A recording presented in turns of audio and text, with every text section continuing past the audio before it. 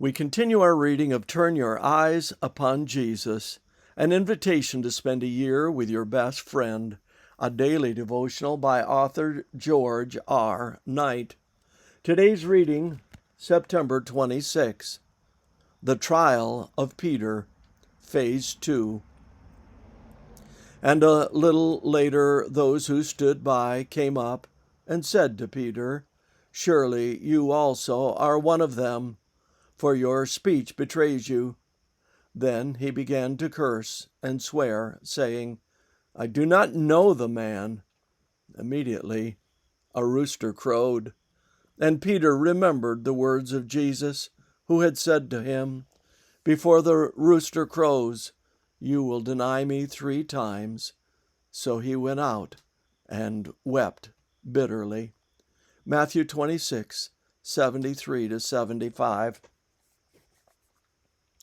Peter's hour had come, and he fails, not only once, but 3 times, with each episode becoming more damning. Then, if possible, it worsens when a relative of Malchus of the healed ear identifies Peter because of his Galilean accent, John 18:26 and verse 10, Mark 14, verse 70.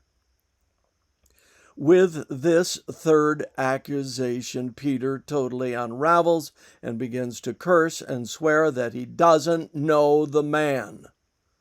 Mark 14:71. Peter had gone about as far as he could go in denial. There are at least 3 possibilities regarding the nature of his cursing and swearing. The first is that he used profanity. That would have been bad enough, but the meaning is probably deeper than that. A second interpretation is that he swore by God's name that he didn't know Jesus, thereby couching his denial in the form of an oath that called God to witness as to its truthfulness. The third possibility is even more damning than the first 2. R.T. France suggests that Peter may have uttered a curse upon Jesus to make it clear that he could not be a follower. Whatever the nature of the swearing and cursing, it was a significant betrayal of Jesus by his chief disciple. At that point, at least 3 things happened.